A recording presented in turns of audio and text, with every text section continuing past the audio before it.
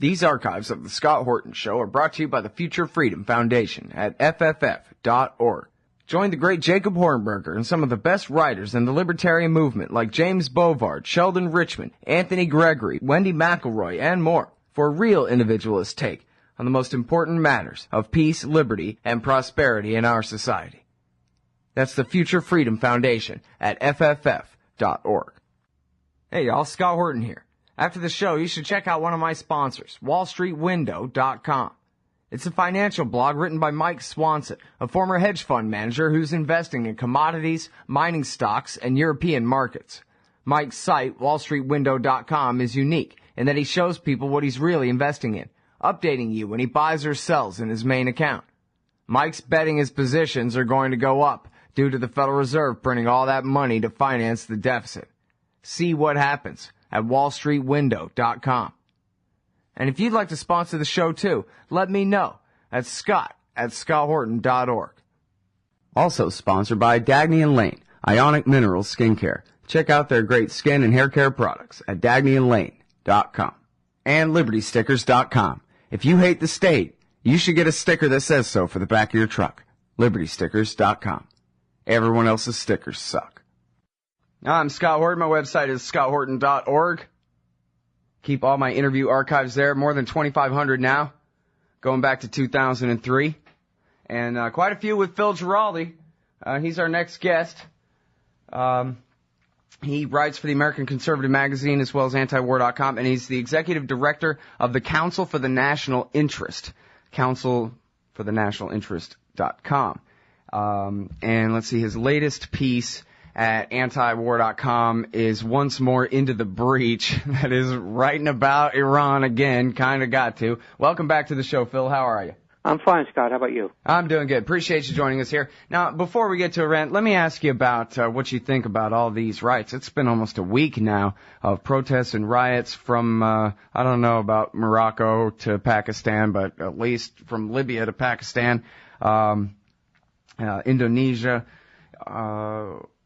I kind of always thought it was funny the way the Arab Spring didn't seem to mention the American role in all of these dictatorships all that much, even though it was basically revolutions against them all. Has that now changed? Is that really what this is? I read somewhere that spring turns to summer, and now it's the anti-American empire part of the revolution kicks in.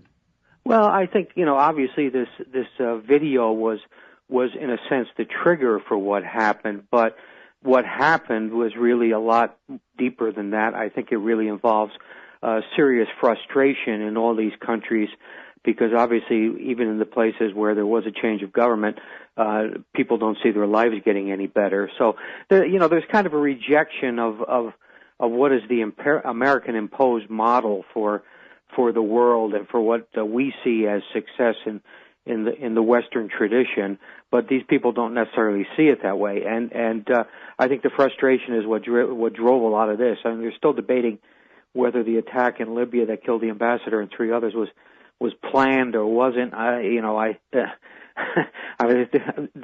guess court will have to be out on that one. But the fact is that there are a lot of underlying issues that drove this. Well, now, okay, the best journalism I saw on that, I believe, was McClatchy. Had plenty of sources saying, hey, there was no protest. It was just, there was an attack. The protest came later, and these guys knew what they were doing, and it was all coordinated and whatever. Who do you think did it? Well, I read the McClatchy account, and in general, McClatchy is the best news source on almost anything that's coming out of the Middle East. But the fact is, there was, the U.S. government was saying that there was no evidence that this was planned or anything. I don't know. You and I haven't seen whatever secret evidence or what information they might have that we don't know about. This was a pretty big consulate general operation. There were 30 people there. And they obviously, they have cameras and they have all kinds of gear which must have filmed a lot of this stuff, but we haven't seen much reporting on what evidence came out of that. So the answer is I don't know, but certainly if people used rocket-propelled grenades, they were pretty much prepared for some heavy-duty fighting, and the suspicion would have to be that it was planned. Yeah, I don't know if Representative Mike Rogers carries any credibility, but he referred to kind of suppressing fire and direct fire and a planned attack by trained guys, soldiers of some kind. Yeah, I think that seems to be the evidence. It's the motive seems pretty obvious too when they killed this Libyan Al-Qaeda guy with a drone in Pakistan. And so they fight a war against Al-Qaeda in Pakistan, a war for Al-Qaeda in Libya. Guess what? They're surrounded by their friends, Al-Qaeda. Who don't like it when they kill their closer friend over in Pakistan. You know what I mean? It blew up in their face. That's what they get for being Democrats and having a stupid foreign policy. Well, and plus the date. I mean, it was 9/11. Obviously, that resonates. You know, the whole thing is.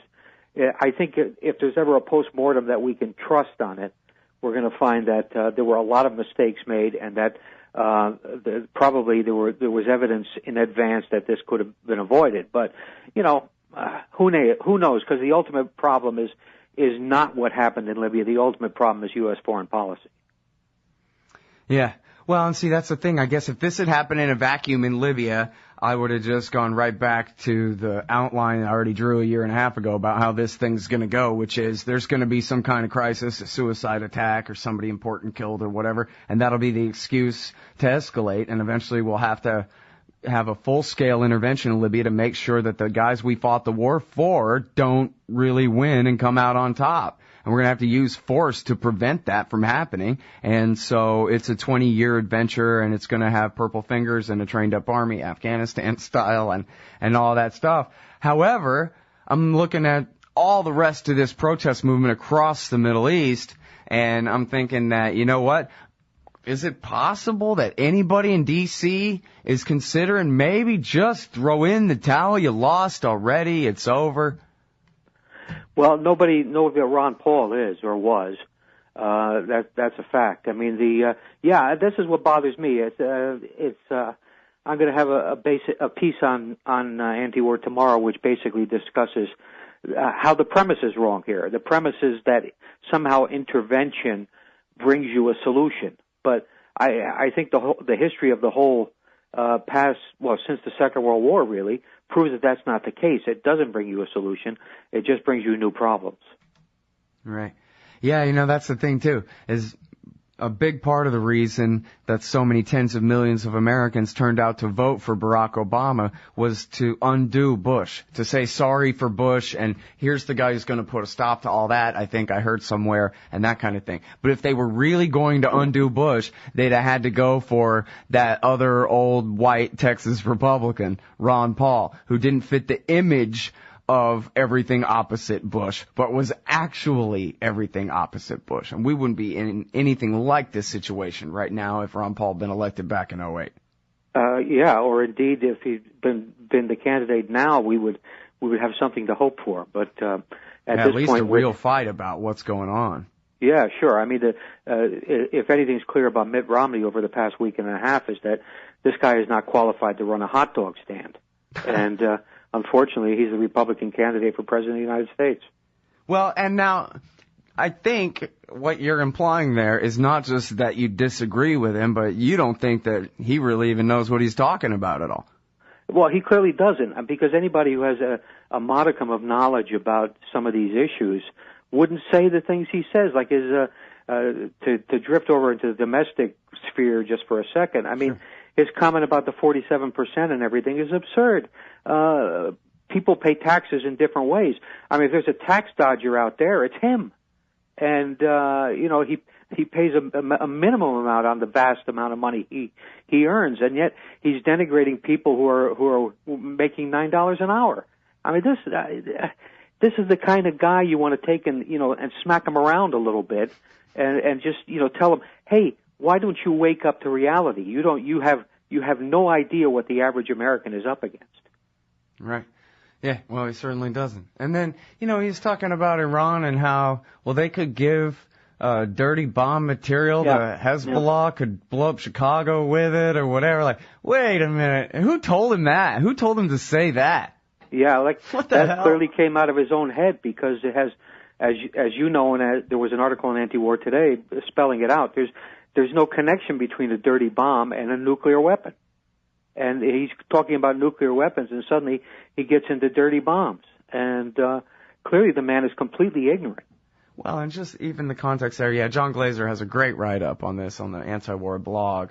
And the context, too, and Glazer writes this, that this is how Iran would start a war that would be sure to end with the death of them all, would be to have Hezbollah set off a dirty bomb in Chicago. That's going to be their Pearl Harbor first strike attack on us, huh? That just sounds completely ridiculous. Like, who believes that? Even in AM talk radio land out there, the people who are listening to the show that comes on after Rush or whatever, does anybody believe that, really? I mean, come on. Well, probably Glenn Beck, in addition to Romney, would be the only one. Sarah Palin might entertain it too, but yeah, you're right. I mean, nobody sane could even say these things.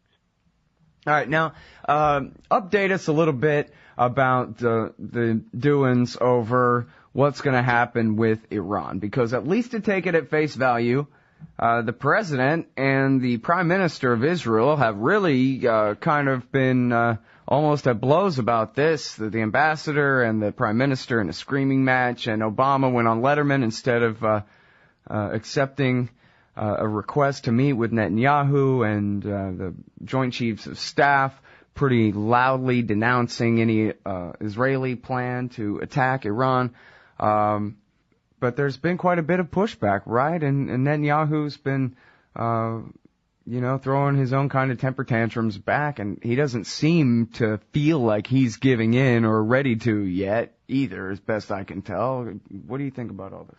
Well, you're right in your summary. I mean, there's been plenty of indications out of the White House and out of the administration that they do not want a war, nor do they want really to set up a situation in which Netanyahu will be able to call the shot in terms of the United States going to war or not.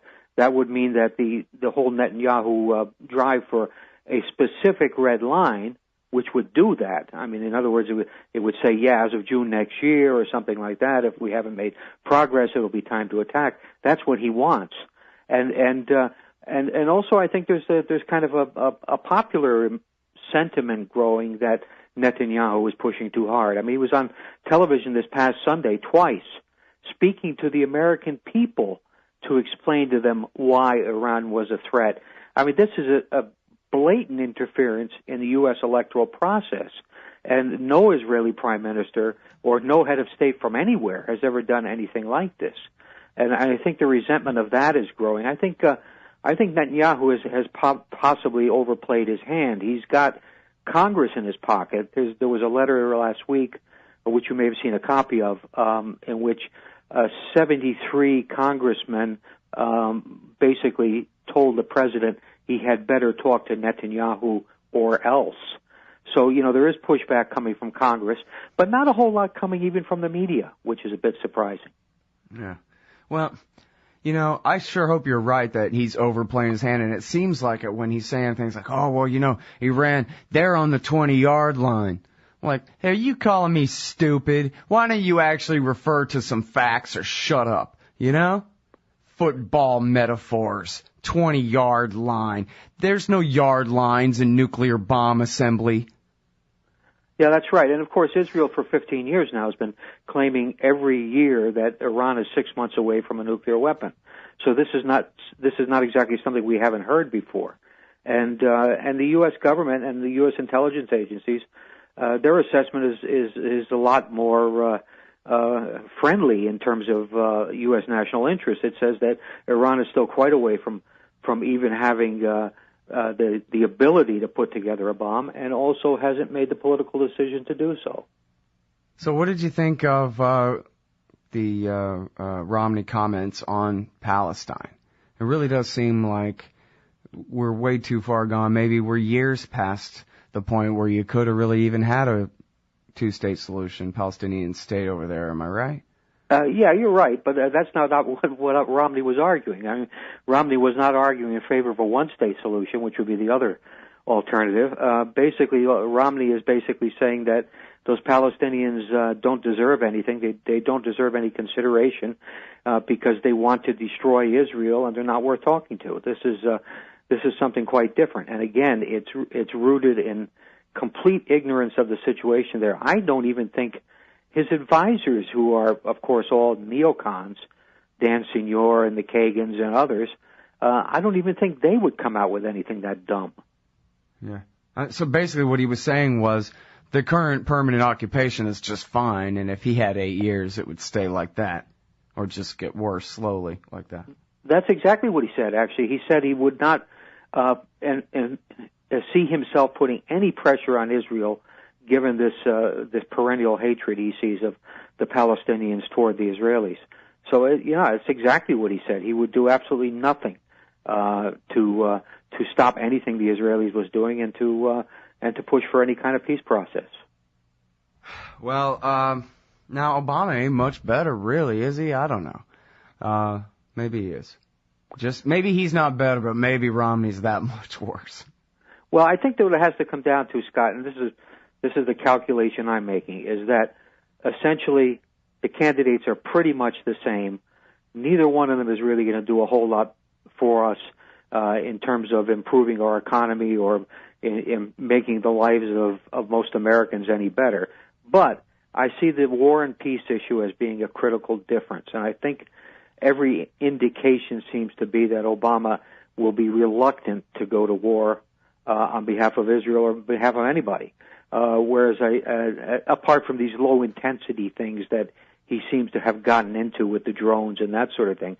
But you have Romney basically who is asserting American power again. He's saying we have to have security through strength and all these kind of bromides that were floating around during the Bush administration. And I think the danger of going to war with Romney would be very, very high. Yeah, well, and if only because he apparently has this personal friendship with Benjamin Netanyahu, whereas Obama and Netanyahu, according to the legend anyway, just don't get along. Well, that's part of the story, yeah. But Netanyahu, interestingly enough, has said that he doesn't really know Romney. He can hardly remember him. Oh, really? Yeah, so it depends who you talk to. I did read that in the New York Times, so that might be why I got it wrong. Yeah, no, that he didn't. Yeah, sure, he met him and he remembered the name and the person, but not exactly a close relationship. Yeah.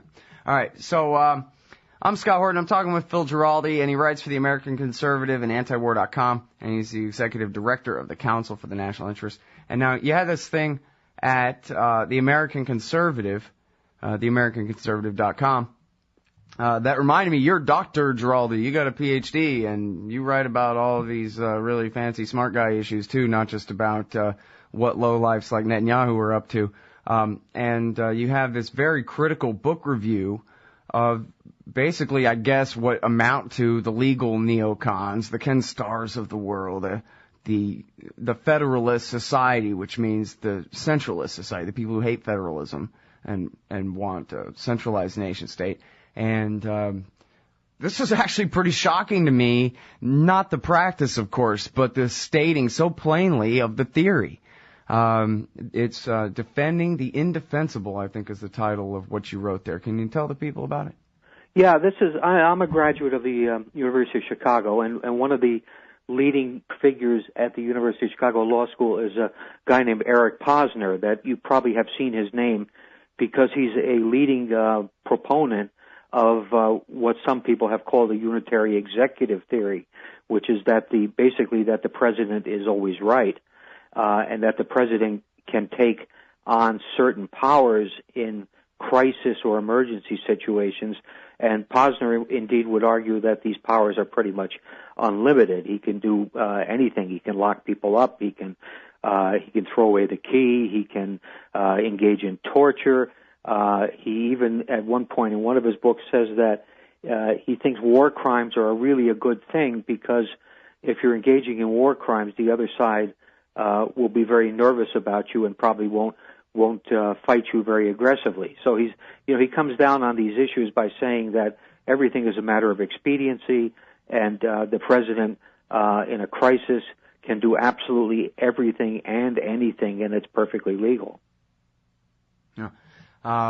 And I forget if you had direct quotes around this, although I think that maybe you did, that he is outright castigating the idea of Madisonian republicanism. Yeah. Basically, just screw the Constitution. The only part of the Constitution that counts is that there shall be a president.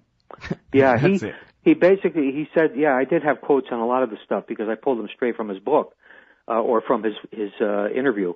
And basically he said that the Madisonian Constitution is a historical relic.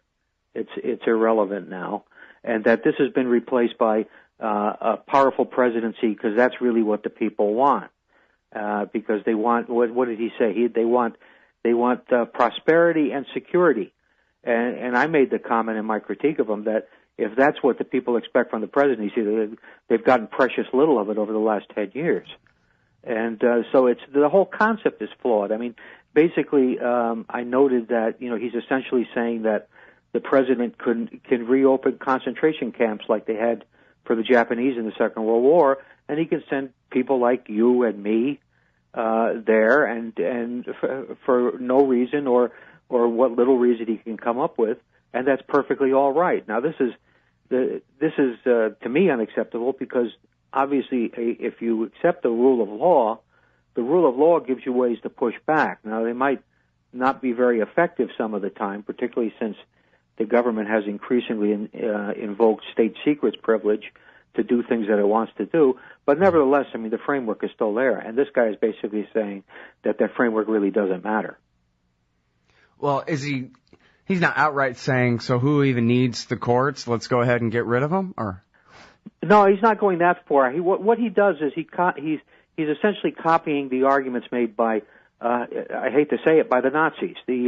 Carl Schmitt was the famous jurist under the Nazis, and he was the one that kind of developed all these theories that in a time of emergency, and of course in Germany we're talking about the Reichstag fire that produced enabling legislation that allowed Hitler essentially to dispose of the Constitution and declare a one-party rule dictatorship. Now, there's no reason why that can't happen here if one were to follow the Eric Posner path and say, all right, since 9/11, we've been in a state of emergency. We're at war at various places around the world. That's an emergency. And the president basically has the authority to do whatever he wants. Now, here's the thing, though. It is 2012. We already have had Andrew Jackson and Abraham Lincoln, Woodrow Wilson, Franklin Roosevelt, Richard Nixon, Bill Clinton, and George W. Bush before. And then, so isn't this true? In fact, that the president can do whatever the hell he wants and that there is really no law or accountability for anybody with at least high levels of political power, and that basically all those marble statues and all those fancy words on paper are just paper? Well, aren't we sort of denying reality here if we want to insist on some kind of sanctity of the words of the Constitution? Well, I think actually that's what Posner is arguing. He's arguing that de facto this is the state of affairs that's developed, and it's kind of ridiculous to pretend that there's still a Constitution that actually inhibits anyone in terms of what they want to do. Now, of course, the mechanisms are still there. I mean, if Congress actually had the courage to assert itself, could obviously put some restraints on the president. The courts actually could do that too. But the fact is that we've seen historically over the last 10 years or so, the courts have always sided with the administration. So they basically have come down on the side of the administration.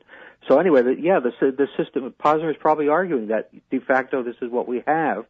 But to me, to surrender all the arguments and say, look, that the Constitution doesn't matter, the Bill of Rights don't matter, that's basically surrendering on all fronts to whatever a Obama or a Romney will want to do with us over the next few years. Yeah. Well, I mean, it is true that they hold elections every 2 years for the House districts and that kind of thing. I mean, they haven't called off every part of it yet. And, I would never even, I don't want to imagine a house full of Ron Pauls because there's just no such thing. There's only ever been one Ron Paul in the history of the whole world as far as I can tell, certainly in American history. So it's not that, but if we had a society of Ron Pauls, then all those scumbags in the House of Representatives would still have to act like him just because we were making them do it, But that's what's really lacking here at the end of the day, is the American people are not really good, or at least good enough on these issues themselves. Well, the problem is the American people are basically uneducated on these issues because the media doesn't tell them about these things. And essentially the American people are more interested in knowing what's going on their favorite television show than they are in terms of how their liberties are being stripped away. And this is, you're right. I mean, we don't deserve probably the democracy that we have had, and it's our own fault. There aren't enough people like Ron Paul saying things and pushing back. And now that he's leaving the Congress, there won't be any. I assure you, his son Rand is not cut from the same cloth, and there's really nobody else who can pick up this agenda. Hopefully, people will emerge, but right at the moment, I would be a little bit pessimistic about that. Yeah. Well, you know, that Judge Forrest did some heroic work, in her opinion, striking down the NDAA power of military arrest and detention of American citizens. But then the three-judge panel, or one of the judges from the three-judge panel or something, went right ahead and undid her decision, at least temporarily. Yeah, that's right. Well, see, that's what happens. I mean, obviously, you know, there's politics at every level in our government. Our government is extremely corrupt, and people don't. That's another thing people don't want to address. They have this funny belief that we actually have a constitutional system that works, but we don't. I mean, there's corruption at every single level of government, and just to notice what happened at the two conventions in terms of things that were voted on and not voted on, and delegations that were not allowed to be seated, and so on and so forth. Yeah. The corruption, teleprompters. Sure. The corruption is pervasive, and this was visible. It was right there on television. And sure, there was an outcry, but people have forgotten about it already. Right. Yeah, that's true. I was just thinking about that yesterday. I was like, hey, that whole thing about the conventions, all I remember about it is there's a bunch of stupid, boring politicians doing their ceremonies. And, oh, yeah, no, wait. There were big scandals about their teleprompters being rigged to say that horrible things that did not pass had passed in both cases. Huh. You know? Right. And we are the victims. Well, no, I guess the Paulians, they were going to lose anyway. It was still the teleprompter was rigged. But the Democrats, that was different. That was something. All right, yeah, anyway. well, both parties. Yeah, both parties are part of the same hypocrisy. Yep. All right. Well, Phil, it's always nice talking with you. we always, you know, have flowers and sunshine and good feelings around whenever Phil's on the phone with your bright point of view. Thanks, Phil. Appreciate it. Okay, Scott. All right, that's Phil Giraldi. He's the executive director of the Council for the National Interest at councilforthenationalinterest.com, and he writes for the American Conservative at theamericanconservative.com, and, of course, for antiwar.com. In an empire where Congress knows nothing, the ubiquitous D.C. think tank is all. And the Israel lobby and their neocon allies must own a dozen. Well, Americans have a lobby in Washington, too. It's called the Council for the National Interest at councilforthenationalinterest.org. They advocate for us on Capitol Hill. Join CNI to demand an end to the U.S.-sponsored occupation of the Palestinians and an end to our government's destructive empire in the Middle East. That's the Council for the National Interest at councilforthenationalinterest.org.